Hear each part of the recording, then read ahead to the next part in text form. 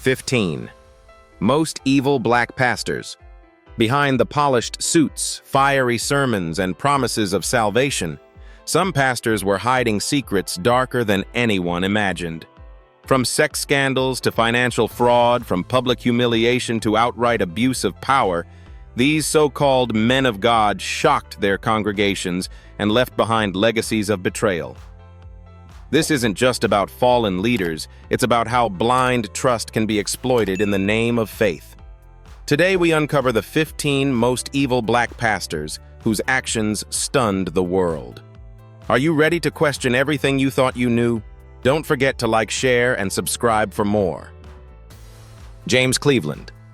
For decades, Reverend James Cleveland was celebrated as a pioneer and a legend in gospel music.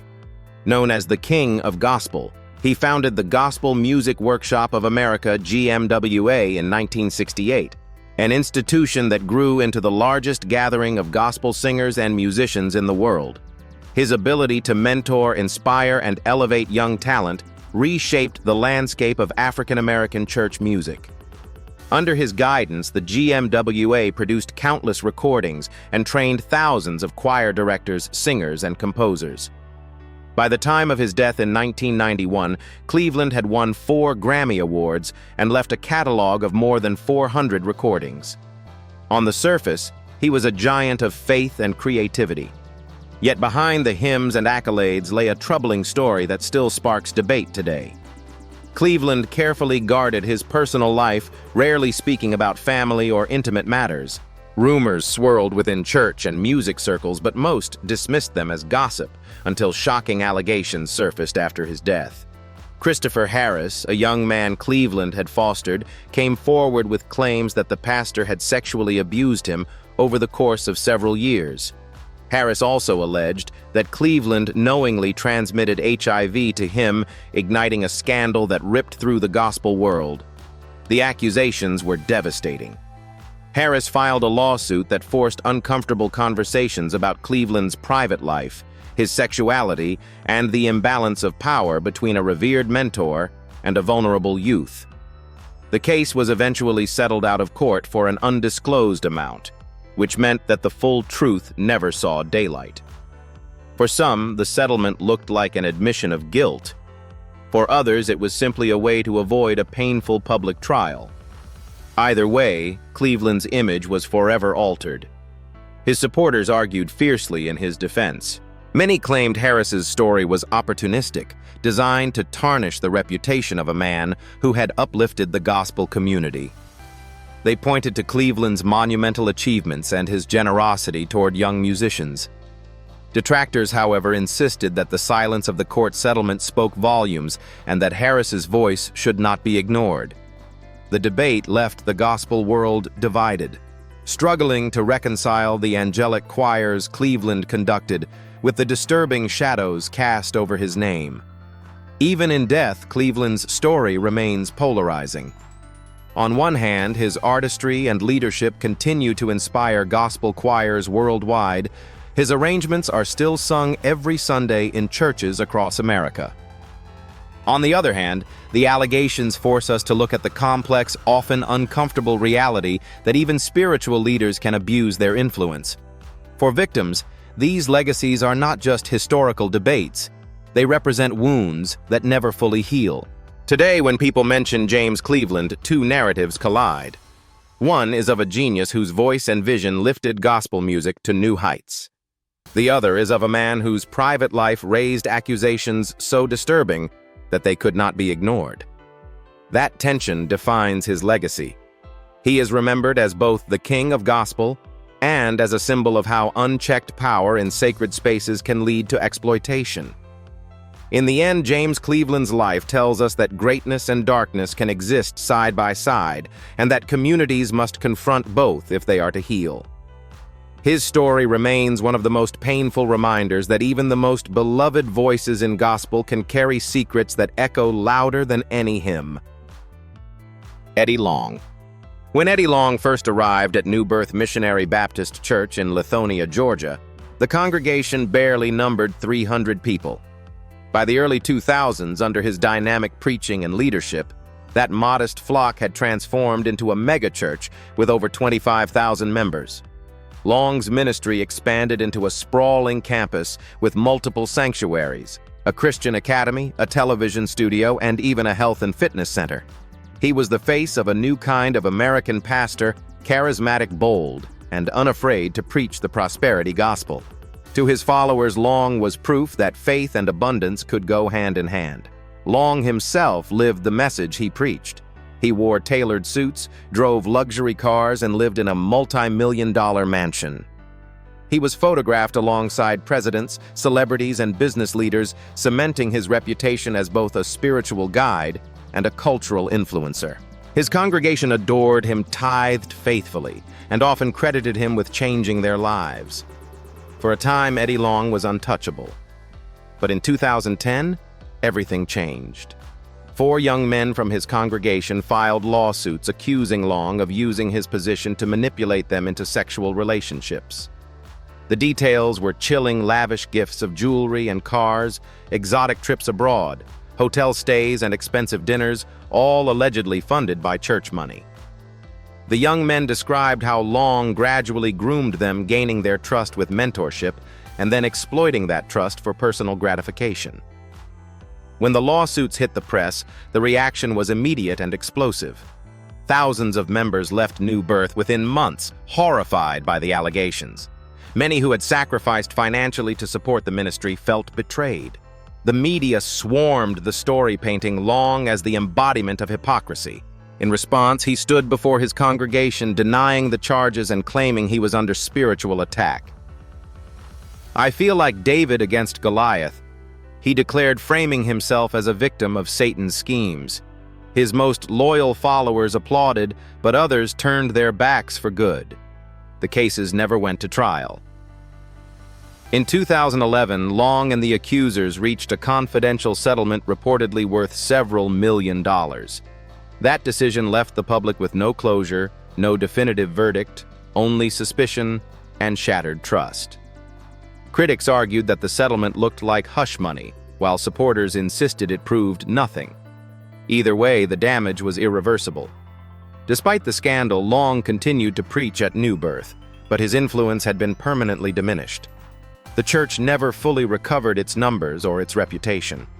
Long himself grew increasingly frail in later years, appearing visibly thinner during sermons.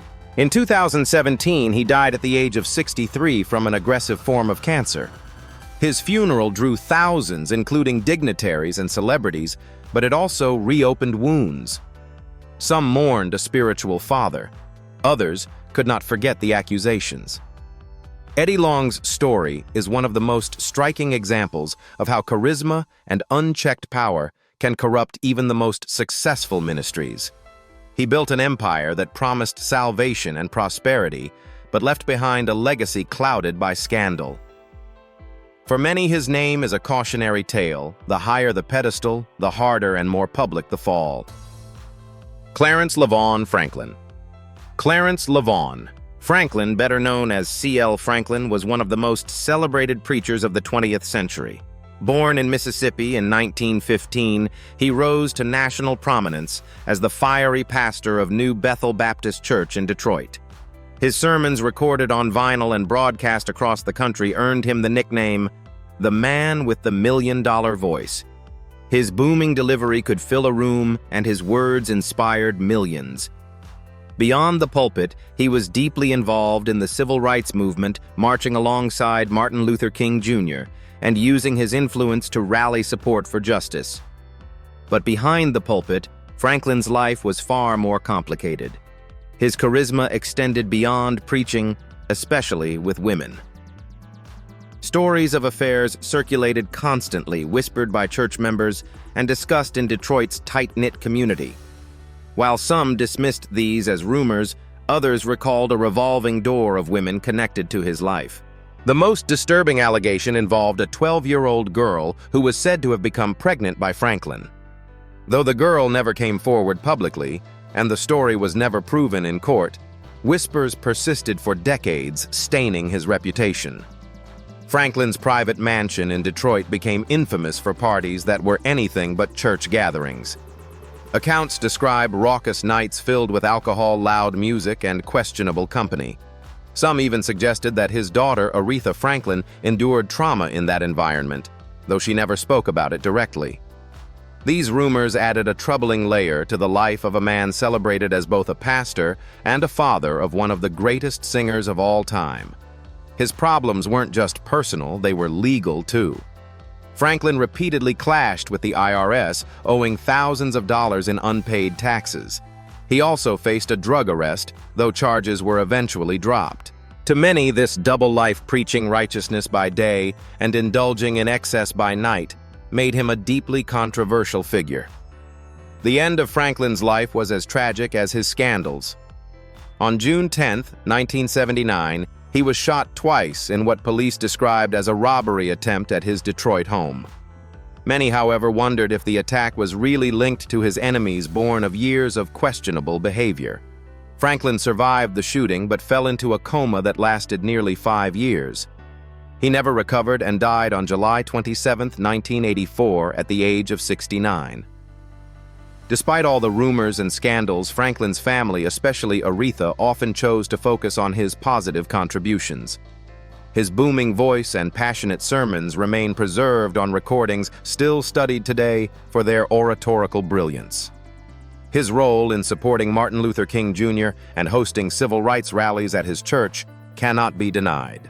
Yet for many, these achievements exist uneasily beside the allegations of abuse affairs and reckless living. C.L. Franklin's legacy is thus one of contradiction.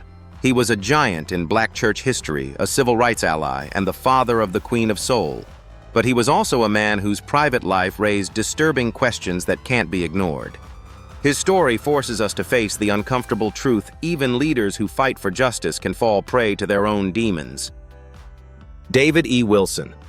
For years, Pastor David E. Wilson served quietly at Bible Way Ministries and World Outreach in Texas. He wasn't a celebrity preacher with a megachurch empire or a televangelist commanding global attention. Instead, Wilson built his reputation in local communities, earning respect as a family man and a leader who spoke passionately about faithfulness, morality, and Christian values. He ministered to his congregation with the image of integrity, and many saw him as a role model for small-town church leadership. But in October 2019, all of that changed overnight.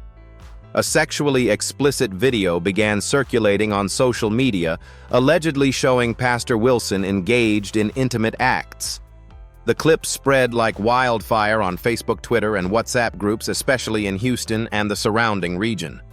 For those who recognized the man in the video, the resemblance was undeniable. Within hours, Wilson's name was being searched more times than ever before in his life, not for his sermons, but for a scandal. The impact was devastating. Church members were blindsided, receiving links to the video from friends, co-workers, and even family members. The man they trusted to preach about purity and fidelity was suddenly at the center of an internet storm. Memes flooded timelines, jokes poured in, and late-night discussions mocked his downfall. Unlike financial scandals or years-long controversies, Wilson's collapse was instant, a reminder of how fast the internet can destroy a reputation. What made the situation even more damaging was Wilson's response, or rather his lack of one. Instead of issuing a statement or denying the allegations, he chose silence. He did not confirm the video was him, but he didn't deny it either. His church offered no public defense, leaving congregants confused and embarrassed. For many, the silence was as telling as the footage itself. The scandal became a case study in how quickly technology can amplify humiliation. In earlier decades, such rumors might have stayed local, whispered within church walls. In 2019, however, a single video could travel across the globe in minutes, turning private shame into viral entertainment. Some online users tried to analyze the video frame by frame, arguing it wasn't really him. Others insisted it was pointing to physical similarities. But by then, truth mattered less than perception. The damage was already done. For Wilson's followers, the fallout was deeply personal. Many left his church unable to reconcile his teachings with what they had seen. Others stayed arguing that everyone makes mistakes and that grace should extend even to leaders. But the whispers never died down, and the memes never really disappeared from the internet. His ministry, once steady and respected, became synonymous with the scandal. Unlike larger-than-life figures such as Eddie Long or Creflo Dollar Wilson, didn't fall from the heights of fame, he fell from the trust of his community. And in some ways, that made his story even more tragic. A man who built his ministry on everyday relationships lost it all to a single viral moment. Today, David E. Wilson is remembered less for his sermons and more for one of the most infamous church scandals of the internet age.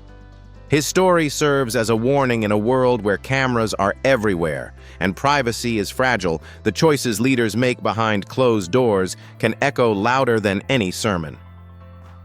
Henry Lyons. In the 1990s, Reverend Henry J. Lyons was at the height of religious influence in America. A longtime pastor from Florida, Lyons rose to prominence in 1994 when he was elected president of the National Baptist Convention, USA, Inc. NBC, the largest black Christian denomination in the country with nearly 10 million members. To many, Lyons was the perfect choice, polished, articulate, and committed to expanding the church's reach.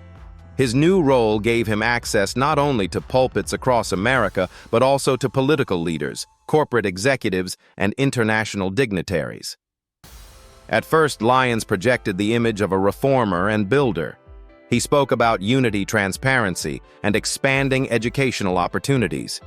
Under his watch, the NBC raised millions for projects meant to empower black communities.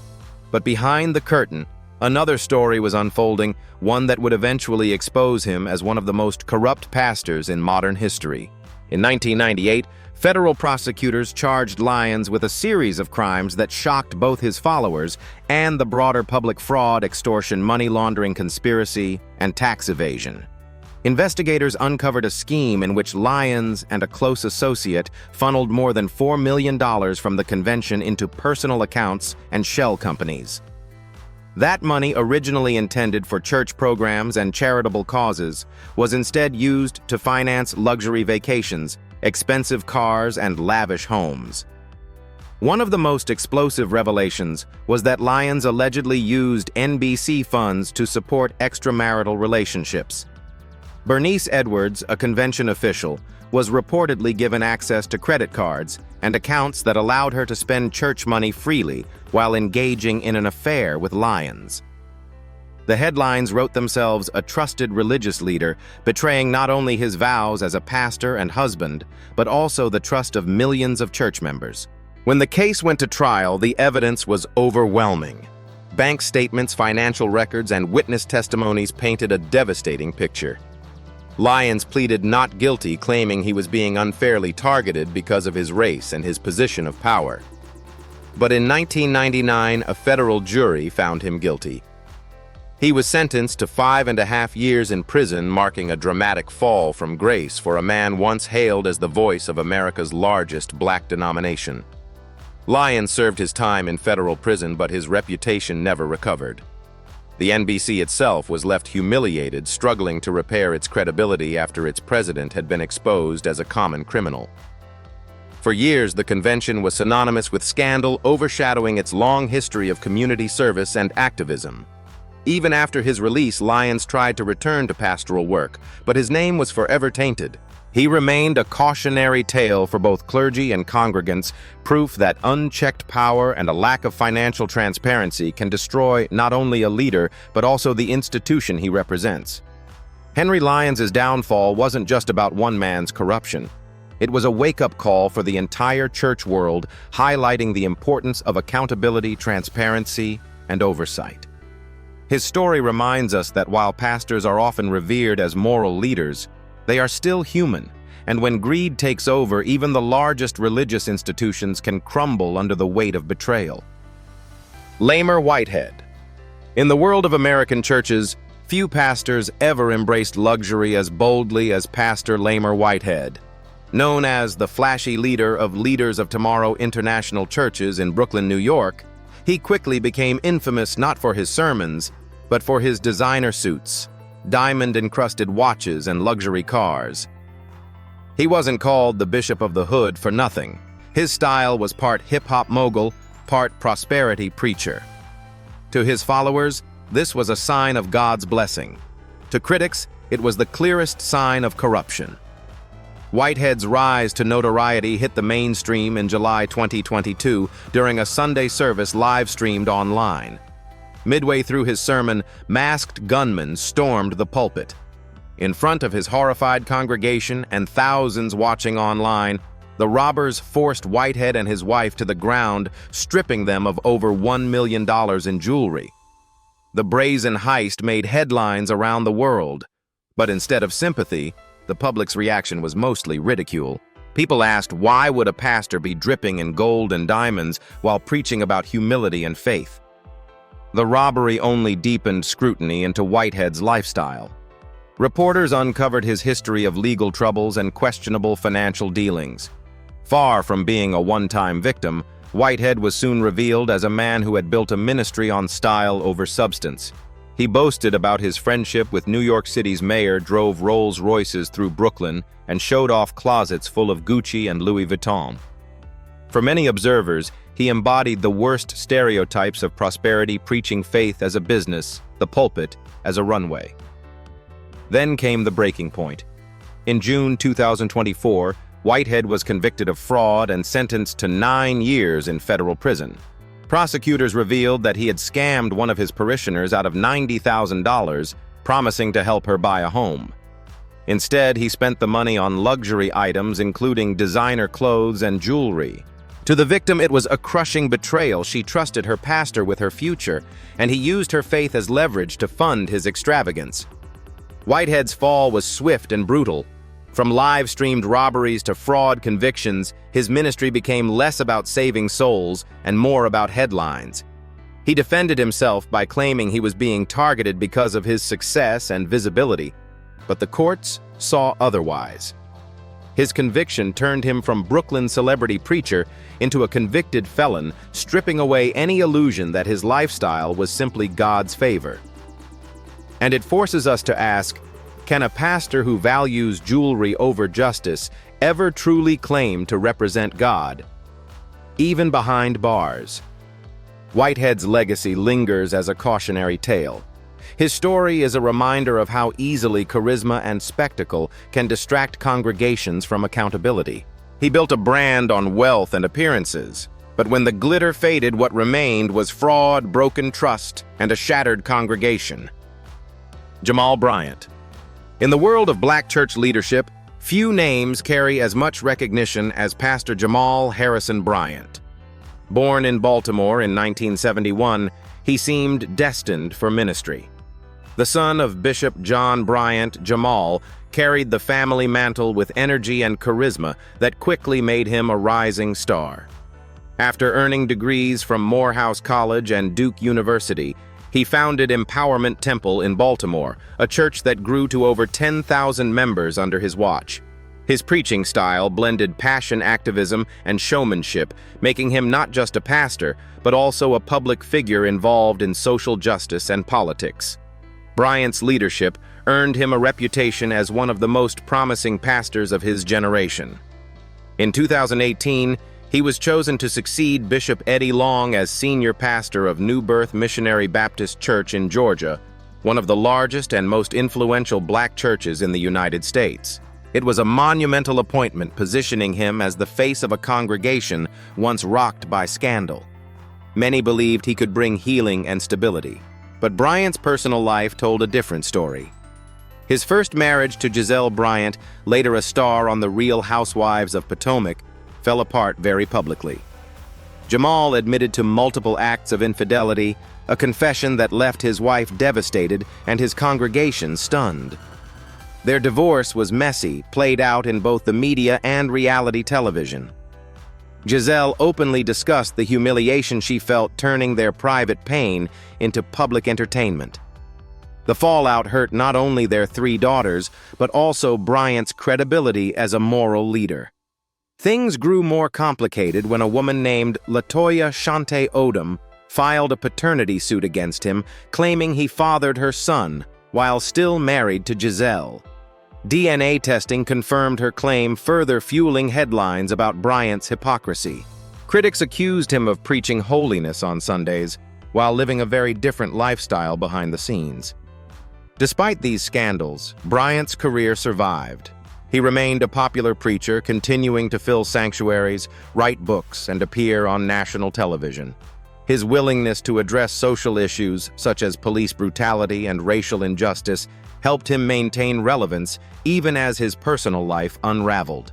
For some, this was proof that charisma and leadership could outweigh personal mistakes.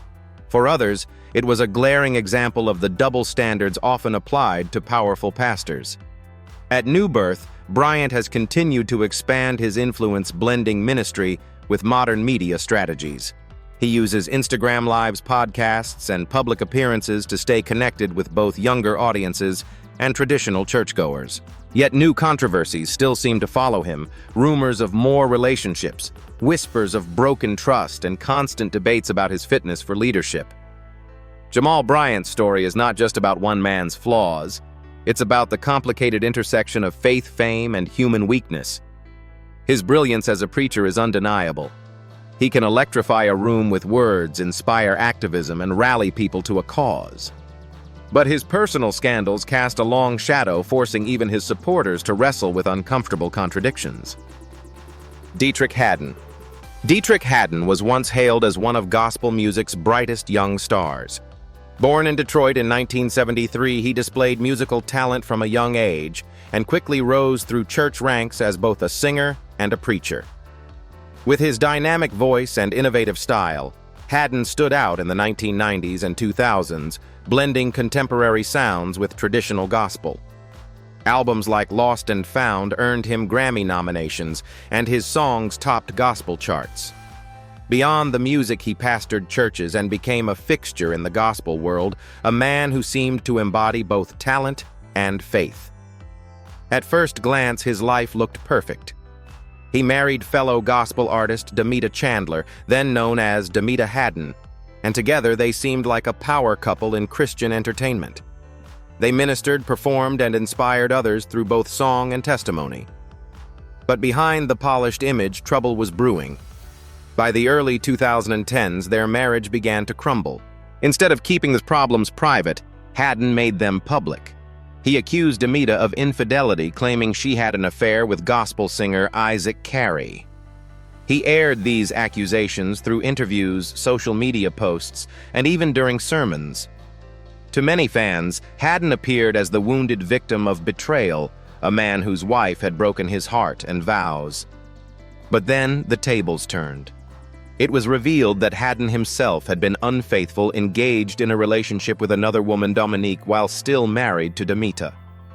Even more damaging, Dominique became pregnant with his child before his divorce was finalized. This revelation demolished the carefully crafted image of the innocent husband. Suddenly, the man who had painted himself as the wronged party was exposed as guilty of the very sin he condemned. The fallout was brutal. Critics blasted him for hypocrisy, pointing out that he had condemned others while committing the same acts in secret. Supporters felt betrayed, especially since Haddon had built much of his platform around moral integrity. The scandal grew louder when gossip blogs and Christian media picked up the story, turning what could have been a private failure into a national spectacle. Despite the shame, Haddon pressed forward. He eventually married Dominique, the woman at the center of the controversy, and tried to rebuild his life. His career as a gospel musician survived, though it was forever marked by the scandal. Songs like Well Done and He's Able continued to inspire listeners, proving his artistry remained intact, even as his credibility as a pastor faltered.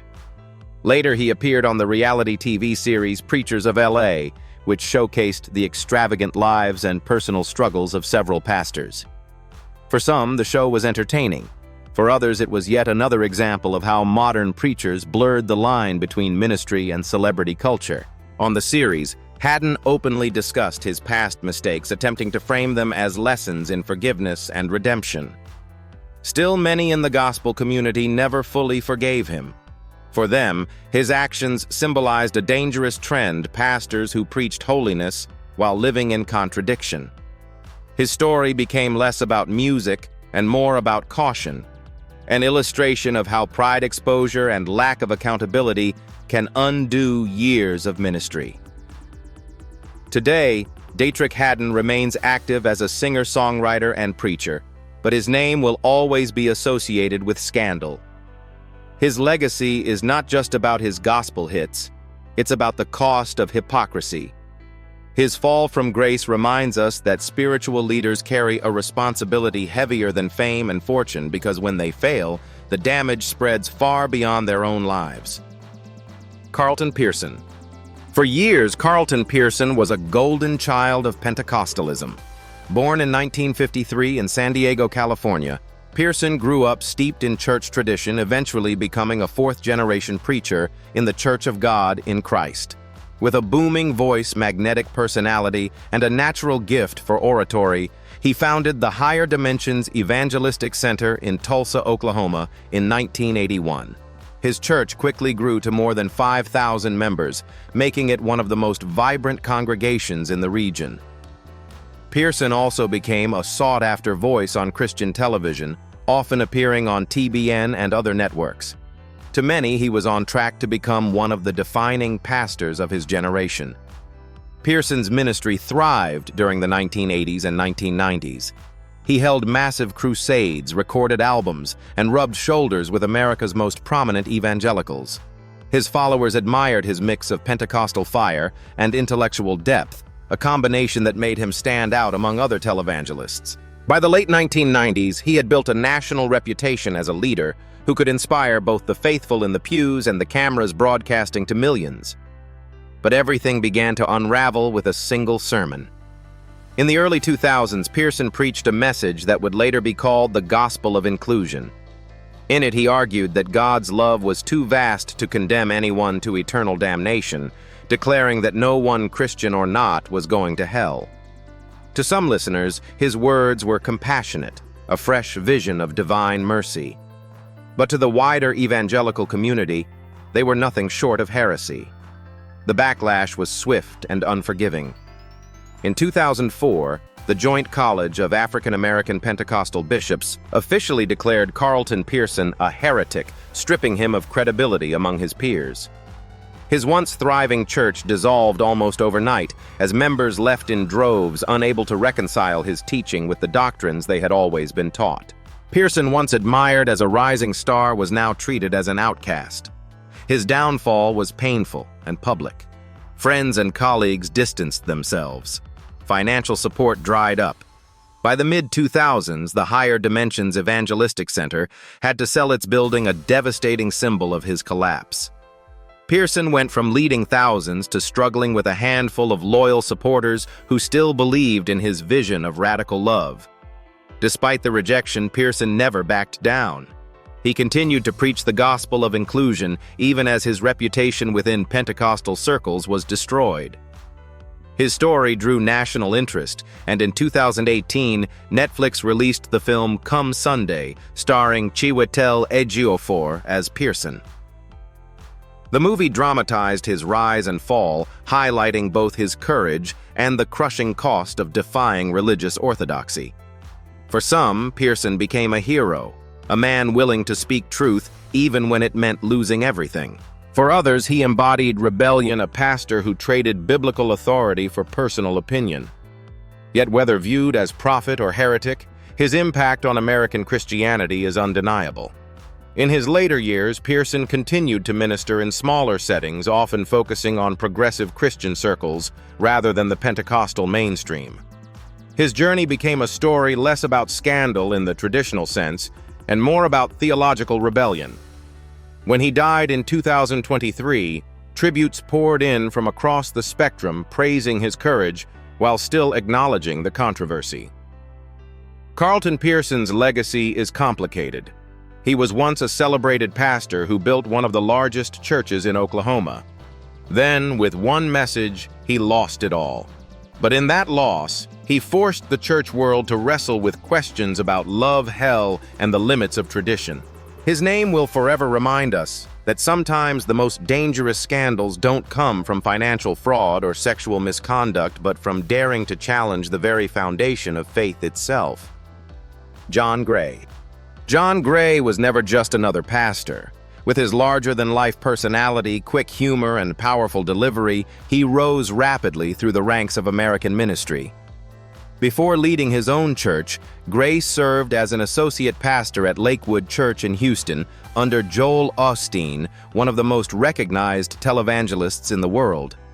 His ability to connect with both young and old made him a household name in the Christian community. Soon after, he became the senior pastor of Relentless Church in Greenville, South Carolina, drawing thousands every week and reaching millions more through television and social media. Beyond the pulpit, Gray built a reputation as a family man and motivational speaker. He was frequently invited to speak at conferences, appeared on talk shows, and even starred in his own reality program, The Book of John Gray, on Oprah Winfrey's own network. The combination of ministry and media made him a celebrity pastor, admired not only for his sermons, but also for his relatability. At his peak, John Gray looked like the future of modern church leadership. But in 2018, cracks began to show. Rumors surfaced that Gray had been unfaithful to his wife, Aventer. Unlike many pastors who deny such allegations, Gray shocked the world by addressing it directly from the pulpit. In front of his entire congregation, he admitted to what he called emotional unfaithfulness. He confessed that while he had not engaged in a physical affair, he had crossed lines of trust and loyalty that deeply wounded his marriage. His words were raw, emotional, and public, an unusual display of vulnerability for a megachurch pastor. What happened next turned his confession into a national scandal. Shortly after his admission, Gray surprised Aventer with a $200,000 Lamborghini Urus as a gift of apology. The moment was caught on video and went viral within hours. Instead of sympathy, Gray faced an avalanche of criticism. Social media erupted with questions. Did he use church funds for the car? Was he trying to buy his wife's forgiveness? Could a pastor justify such extravagance when many of his congregants struggled financially? Gray insisted the Lamborghini was purchased with his own money from book deals and television projects, not from church donations. Still, the optics were disastrous. Critics labeled him another example of a prosperity preacher more interested in luxury than humility. The backlash was so intense that it overshadowed his ministry, leaving his public image damaged. Gray's troubles didn't stop there. In the years following, more allegations of inappropriate behavior surfaced. Some women accused him of crossing boundaries, reigniting debates about his character and leadership. Each time, Gray acknowledged his flaws and asked for forgiveness, but the cycle of scandal and apology became a pattern that eroded trust. Despite everything, many of his supporters remain loyal. They point to his honesty, his willingness to admit mistakes publicly, and his efforts to rebuild his marriage as proof that he deserves grace. For others, however, Gray represents the dangers of mixing celebrity culture with church leadership, a pastor whose charisma and talent are undeniable, but whose personal struggles continually undermine his message. Today, John Gray continues to preach right and appear in media, though his influence has dimmed compared to his peak. His story illustrates the fragile balance between public persona and private integrity. He reminds us that charisma may fill pews, but character is what sustains trust. In the end, Gray's legacy may not be the sermons he preached or the shows he filmed, but the image of a pastor whose attempt to heal betrayal with a Lamborghini became one of the most infamous moments in modern church history. Thomas Dexter T.D. Jakes. Thomas Dexter T.D. Jakes is without question one of the most famous pastors in the world. Born in 1957 in South Charleston, West Virginia, he rose from humble beginnings to build a ministry empire unlike anything seen before. In 1996, he founded the Potter's House in Dallas, Texas, which quickly grew into a congregation of more than 30,000 members. His fiery sermons, best-selling books like Woman Thou Art Loosed, and blockbuster conferences made him a household name across America. He even stepped into Hollywood, producing and appearing in films such as Heaven is for Real and Jumping the Broom. To millions, Bishop Jakes represented the perfect blend of spiritual authority and cultural relevance. But with fame came scrutiny. Critics have long questioned whether Jakes lives more like a businessman than a bishop. Unlike many traditional pastors, Jakes embraced prosperity teachings, often preaching that God wanted his people to succeed financially and spiritually. And he certainly embodied that message. Reports estimate his personal net worth at over $20 million, and his lifestyle reflects it. Custom suits, expensive cars, and a multi-million-dollar mansion in Dallas valued in the several million range. For many of his followers, these blessings were a testimony of God's favor. Yet for critics, they symbolized a troubling hypocrisy. How could a man of God live in such abundance while many of his congregants struggled to pay rent, buy groceries, or afford health care? This tension between pulpit preaching and personal lifestyle has shadowed his career for years. In 2023, questions resurfaced when images of Jakes' lavish Dallas estate circulated online. Featuring manicured grounds, luxury furnishings, and artwork worth thousands, the property looked more like the home of a Fortune 500 CEO than a humble shepherd of souls. Though he has never been charged with financial misconduct, the optics have continued to spark debate. Is his wealth the fruit of hard work, or is it built on the sacrificial donations of working-class believers? Jakes himself has defended his success, pointing to his books, film projects, and speaking engagements as legitimate income sources outside of church tithes. He insists that his prosperity does not contradict his ministry, but rather amplifies it, allowing him to reach more people globally. Still, the criticisms persist, with skeptics comparing him to other prosperity preachers who blurred the line between faith and fortune. Despite the criticism, Jakes has maintained a massive following. His sermons on forgiveness, healing, and empowerment continue to draw millions of views online. The Potter's House remains one of America's most influential churches, and his global conferences bring together leaders from politics, business, and entertainment. To his defenders, his message is bigger than money. It is about transformation. To his detractors, the lavish lifestyle makes every word about humility ring hollow. What makes T.D. Jakes unique among controversial pastors is that he has avoided the sexual or criminal scandals that brought others down. His controversies center not on law-breaking, but on perception, wealth, materialism, and the uneasy intersection of faith and capitalism. Some see him as a visionary who redefined ministry for the modern age. Others see him as the very image of excess within the church. Creflo Dollar. If there is one name synonymous with prosperity preaching, it is Pastor Creflo Dollar. Born in 1962 in College Park, Georgia, Dollar built his reputation on the promise that God not only saves souls, but also wants his people to be wealthy and successful. In 1986, he founded World Changers Church International, which grew from a handful of members to over 30,000 congregants worldwide.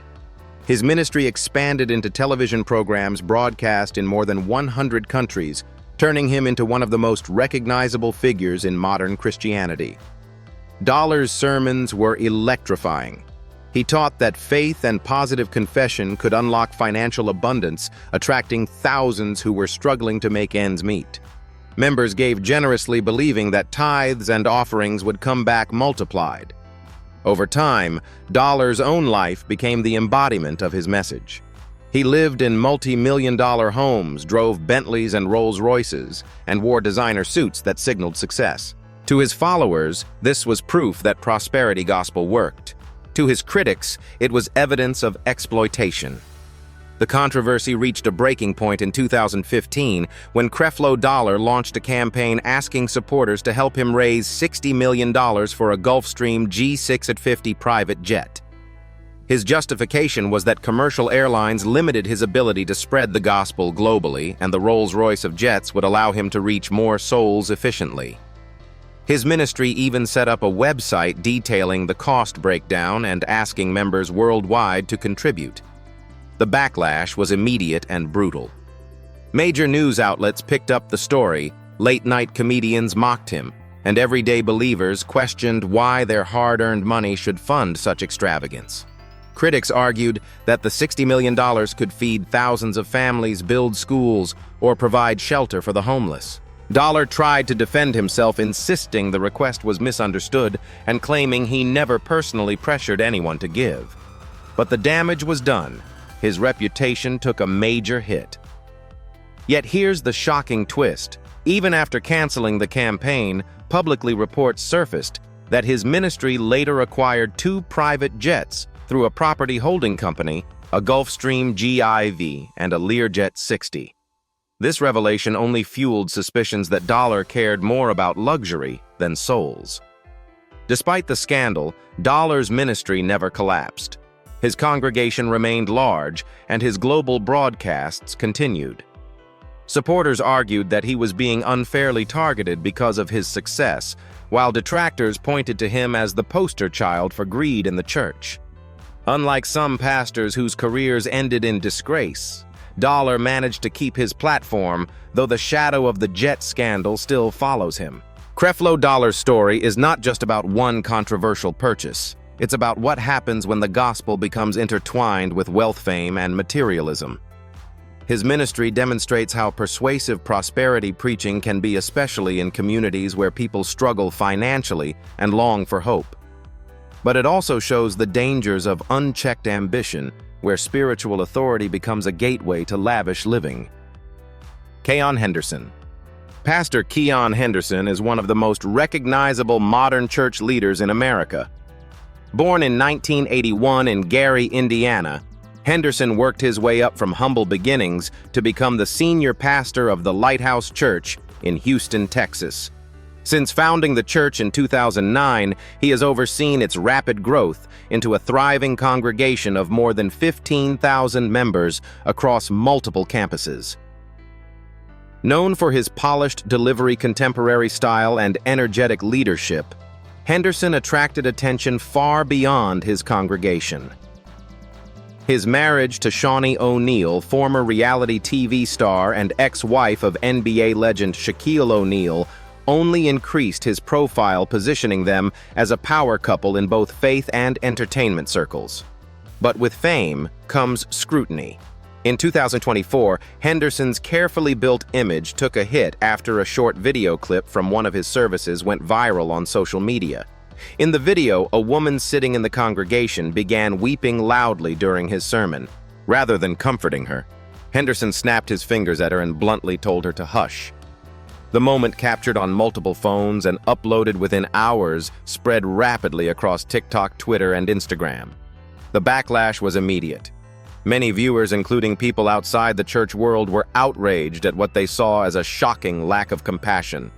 Critics argued that Henderson's reaction reflected arrogance and insensitivity, particularly in a space where people are supposed to find refuge and comfort. Memes ridiculed him. Think pieces dissected the power dynamics of pastors and their congregants, and hashtags calling him out trended across platforms. Others, however, defended him. Supporters argued that Henderson was simply trying to maintain order in the service, preventing a disruption from distracting the rest of the congregation. They noted that large churches operate more like events than small community gatherings, and pastors often make snap decisions in real time. The debate became a cultural moment, raising questions about what behavior is acceptable from spiritual leaders in the age of viral accountability. The controversy didn't stop with the video. Once Henderson was under the spotlight, former members of his church began sharing stories about his leadership style. Some described him as controlling, while others recalled moments of insensitivity that mirrored what they saw in the clip. Though none of these stories reached the level of scandal seen with other pastors, they painted a portrait of a man whose leadership wasn't as flawless as his public image suggested. Recognizing the damage, Henderson took the unusual step of apologizing publicly. In a later service, he addressed both the woman and his congregation, admitting that his words had been hurtful and unkind. The woman accepted his apology in front of the church, a moment that softened the blow, but couldn't erase the viral clip already etched into the internet. The incident highlighted just how fragile reputation can be in the digital age. What might once have been a fleeting lapse in judgment became a permanent record replayed millions of times by people who may never step foot inside the Lighthouse Church. Henderson learned firsthand that pastors no longer live only under the scrutiny of their congregants, they live under the judgment of the entire online world. Today, Pastor Keon Henderson continues to lead his church and maintain a visible public profile alongside his wife. His ministry has not collapsed, but the viral moment remains a stain on his otherwise polished image. For some, he is still a dynamic preacher who inspires thousands. For others, he is proof that even a single careless gesture can undo years of credibility. Ultimately, Henderson's story is a warning about leadership in the social media era. Charisma and influence can build a ministry, but in the blink of an eye, one viral clip can turn admiration into outrage. Tony Smith. In Atlanta, Georgia, Pastor Tony Smith has built a ministry that is as notorious as it is recognizable. Leading Tony Smith Ministries, he never aimed to be a polished televangelist or a prosperity preacher with flashy suits and private jets. Instead, Smith carved out a niche for himself by doing the opposite, preaching raw, unfiltered messages that cut against political correctness. To his supporters, he is a truth-teller who refuses to sugarcoat the Bible. To his critics, he is a provocateur who weaponizes Scripture to spread division. Smith's sermons, often posted on YouTube and social media, are filled with the kind of blunt talk that guarantees attention. He has openly referred to women as Jezebels, mocked other denominations as corrupt or misguided, and harshly condemned the LGBTQ+ community in language so severe that clips of his messages frequently spark outrage. Unlike other pastors who get caught in scandals of money or morality, Smith's notoriety comes directly from his words.